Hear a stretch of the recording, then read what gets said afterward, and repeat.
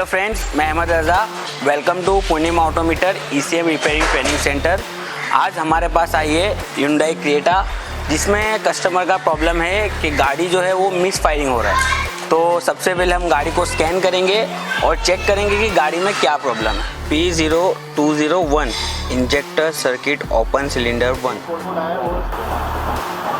दोस्तों, हमको भी जो फोल्ड कोड आया है वो फोल्ड कोड है हमारा सिलेंडर नंबर 1 जो हमारा ये है। तो सबसे पहले हम लोग क्या करेंगे कि इस सॉकेट से लेके ECM तक की जो वायरिंग कंटिन्यूटी है वो चेक करेंगे। तो आज हम लोग उसका वायरिंग कंटिन्यूटी चेक करते हैं। एक प्रॉब हम लोग यहाँ पे रखेंगे और सेकंड प्रॉब जो है हम लोग ECM ओपन करके चेक करेंगे। ECM ओपन करने से बेनिफिट ये है कि अगर आपके कपलर के अंदर भी कहीं पर लूज कॉन्टेक्ट है तो वो कनेक्टिविटी आपको यहाँ पे नहीं मिलेगी। अगर आपको कनेक्टिविटी यहाँ पे मिल जाती है तो दैट मीन्स आपका जो कपलर वो भी प्रॉपर काम कर रहा है।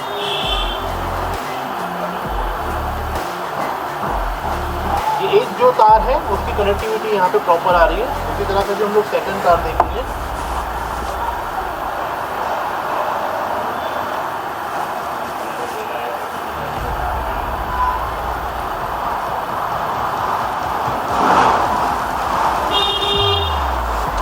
अभी आप देख सकते हैं जो सेकंड तार है उसकी कनेक्टिविटी यहाँ पे नहीं आ रही है, कंटिन्यूटी यहाँ पे नहीं आ रही है।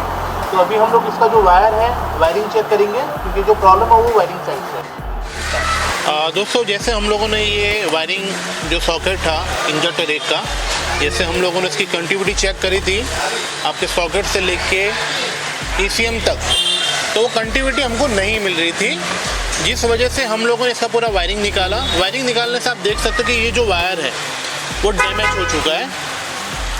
आप देख सकते हो पूरा वायर टूटा हुआ है, ठीक है, जिसकी वजह से आपका जो इंजेक्टर नंबर 1 था उसका प्रॉब्लम दिखा रहा था।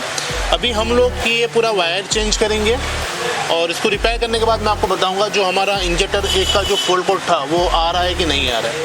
अभी दोस्तों हम लोग ये जो हम लोगों ने वायर कंप्लीट किया, अभी हम लोग चेक करते हैं हमारा जो वायरिंग कंटिन्यूटी पहले नहीं आ रहा था, अभी आ रहा है कि नहीं आ रहा है। पहले हम लोग ये तार को चेक करेंगे।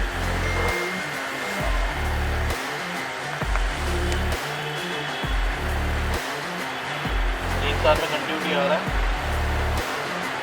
उसी तरह से हमारा जो दूसरा तार है उसको भी हम लोग चेक कर लेंगे।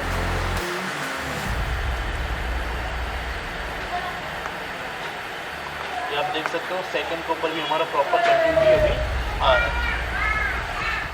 तो दोस्तों, हमारी गाड़ी में जो वायरिंग का प्रॉब्लम था वो हमने सॉल्व किए हुए है।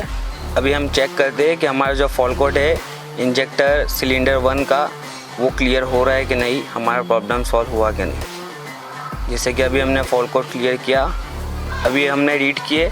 रीड करने पे आप देख सकते हो कि नो ट्रबल कोड दिखा रहा है, यानी हमारा जो प्रॉब्लम है वो सॉल्व हो चुका है।